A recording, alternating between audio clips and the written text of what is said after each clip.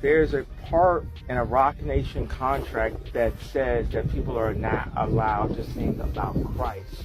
Yeah. So I'll be wondering, I'll be like, yo, God, why? Why have you swung my sword? Yeah. Why? Because you came in the game with Jesus walks. Like, why? There's a part. Signing the contract is selling our souls. They got contracts out there that say you can't say Jesus. When we was working on this album, people used to be coming over the studio just to say Jesus as loud as they wanted to. You can say Jesus in your studio. D'Angelo's death is shaking the whole music world, but when you dig deeper into his story, it gets way darker than most realize. Kanye West's been hinting about this kind of thing for years, that what happened to D'Angelo wasn't just fame fading away, it was something much deeper. See, D'Angelo didn't just vanish from the spotlight out of nowhere. His career was practically sacrificed. After Voodoo, D'Angelo's manager would go behind his back and work out a secret deal with Clive Davis. The manager, knowing the history between Angie and D'Angelo, he didn't want them on the same label. So he made a deal with Clive saying that if D'Angelo comes, she needs to leave.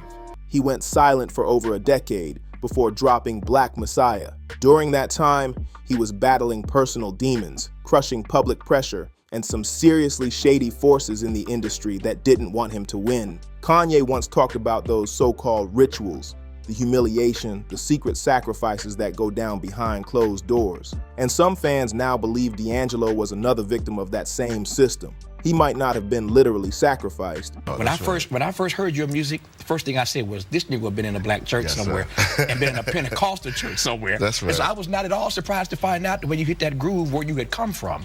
But just talk about that experience. It totally informs everything that I do. Mm-hmm. When I go out on the stage, I bring that with me. It's the thing about everyone has their own way of reaching that place, but my way has always been that.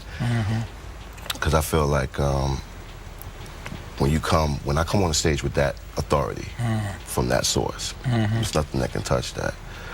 And a lot of times before we go out on stage, pretty much every time, we pray. Me and the Vanguard, we pray. And before we start a prayer, I sing an old spiritual song from way back in the woods, you know. You're singing this in your prayer circle? Yes. Wow. Yeah, we start off with a song, and we get in the spirit, then we pray, then we go out there. Put you on the spot. But the way his career got sabotaged sure looks like payback for refusing to play by their rules. It got even crazier when D'Angelo's ex, Angie Stone, allegedly started exposing all this before she tragically died in a mysterious car crash earlier this year. He really had to wrestle with the idea that he's in an industry where not only can that happen, but it had happened to him. Artists be too scared to stand up for something. They scared to lose their fucking house. Or they scared to lose their record deal. I sold my soul to the devil. I know it's a crappy deal. People online swear she was naming names and calling out the truth, and that's when everything went quiet again. Back in the mid-1990s, when D'Angelo dropped Brown Sugar, he changed R&B forever. He didn't just sing, he revived the soul of the 70s and brought it back to life for a new generation. Then Voodoo came in 2000 and everyone was obsessed. His sound, his style, his presence, it all screamed authenticity. And that was the problem. 40-something years in the business, I'm like, well, why? Where are my royalties going? Because I'm not getting this. Come to find out, Universal Music has been receiving all my royalties, all my mechanicals. They've taken pretty much everything. They've stolen, but they have taken all the monies that were due to me.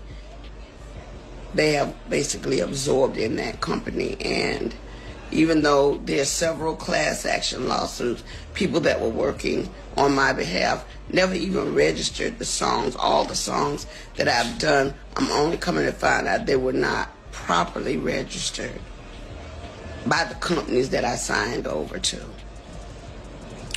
people that were supposed to do their due diligence. So I am truly a walking testimony that God has carried me all this time, because if you only knew how much money they have taken from me, how much they have stolen from me, money that I'm supposed to be, I should have been able to retire 20 years ago with the money I've made, supposedly. But there are key people. D'Angelo wasn't chasing fame, he was chasing truth. He played his own instruments, poured his soul into the music, and refused to sell out. But in an industry built on control, that kind of realness is dangerous. They don't want free artists, they want puppets who'll play along, smile for the cameras, and keep the money machine rolling. That Clyde Davis and Peter Edge wanted to do was say, okay, look, we don't want to date you. I'm like, I'm still young, what are you talking about? Well, we don't want to talk about all that stuff in Sugar Hill, so they kind of gag ordered me not to talk about. D'Angelo wasn't built for that fake industry life. He was spiritual, deeply connected to his faith, and wanted his music to carry real meaning, not sell some image. That's exactly when the trouble started. Everyone's heard the stories about those powerful figures like Clyde, Diddy, and a few others who run those wild industry parties, the ones where deals get made and loyalty gets tested. D'Angelo and I were very good friends.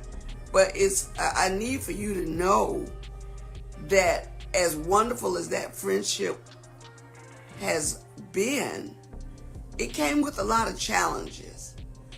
And I'll tell you the nature of the industry based on a secret that I recently found out from someone who is credible, that let me in on some things that I didn't know even up until lately. And I have to tell you, it was shocking just to find out. But in any event, I will share them with you and let you know the devil don't play fair. No, this is not Angie Stone's life story, but what it is. Allegedly, they wanted D'Angelo in that inner circle badly, but he wasn't having it. He refused to play the game or bend his beliefs just to fit in. Even Angie Stone hinted at this during one of her last interviews before her death. She claimed that years after their breakup, she found out some disturbing things about the kind of pressure D'Angelo was under, the kind that could break anyone. Now, no one knows for sure whether D'Angelo ever got pulled into that secret world. At the end of the day, after 40-something years in the business, I'm like, well, why? Where are my royalties going? Because I'm not getting this. Come to find out, Universal Music has been receiving all my royalties. Or if he pushed back before it swallowed him. But what we do know is that soon after, everything around him started to crumble. The weight gain, the substance issues, the arrests. Everyone saw the symptoms, but few understood the cause. Behind the scenes, insiders whisper that execs tried setting him up in situations designed to make him fold. Those exclusive parties. People do want to put you on that pedestal, like you are the spokesperson for all black people. They're depending on you and they're counting on you. It's enough just navigating and coping through the change in your life that happens when you become a celebrity or somebody that is, quote unquote famous. Just that within itself is a huge paradigm shift.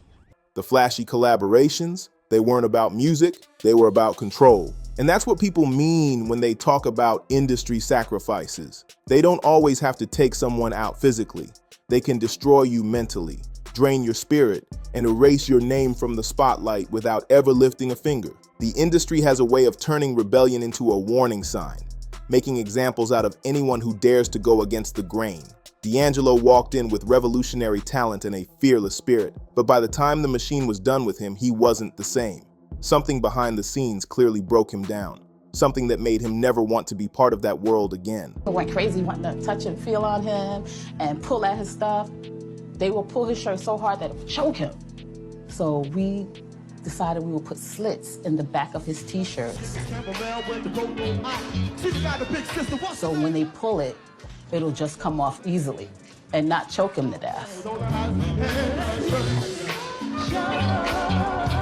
And then there's Angie Stone, Her story makes it even darker. Just when she finally started calling out the people who mistreated her and stole from her, boom, she's gone in that mysterious car crash. Before that, she had been loudly speaking out against the industry, even calling out major players like Universal Music Group. Angie refused to stay quiet, and then suddenly she was gone, just 7 months before D'Angelo passed. When you put their stories side by side, his silence, her warnings, their faith, and their tragic endings, the pattern becomes impossible to ignore. This industry has a history of chewing artists up, especially black artists, and forcing them to compromise just to stay afloat. If you don't play their game, they find ways to make you disappear, blacklist you, mock you, or destroy your image until there's nothing left. D'Angelo's faith was his foundation.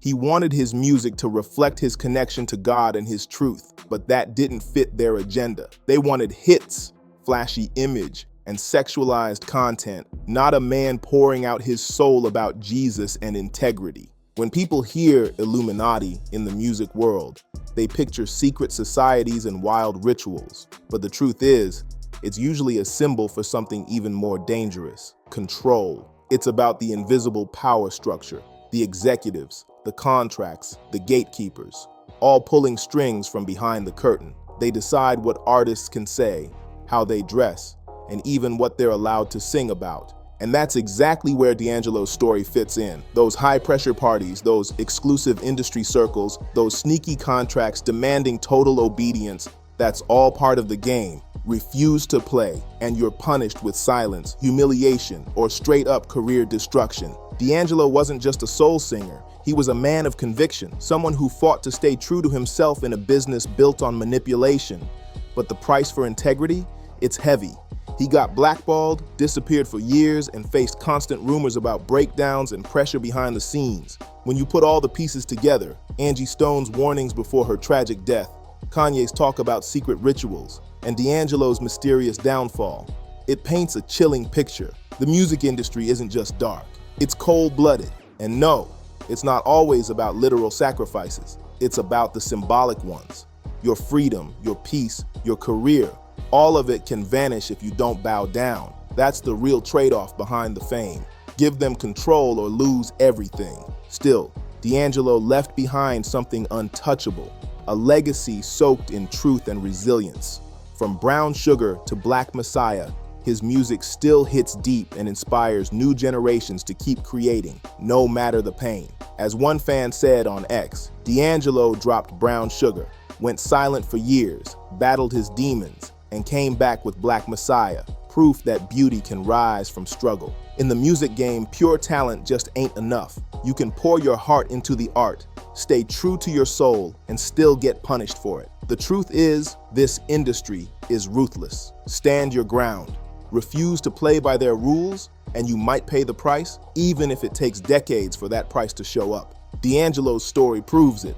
No matter how gifted, spiritual, or real you are, the system finds a way to break down those who won't bow. The music world loves your sound, but it hates your independence. And that's the sad reality behind so many fallen legends. So, what do you think? Was D'Angelo's long battle just bad luck, or part of a deeper pattern of sacrifices in the industry? And with Angie Stone passing just months before him, does that really sound like coincidence or something bigger? Drop your thoughts in the comments, hit that like button if this story opened your eyes, and don't forget to subscribe and turn on notifications, because the next story is even wilder, and trust me, you won't want to miss it.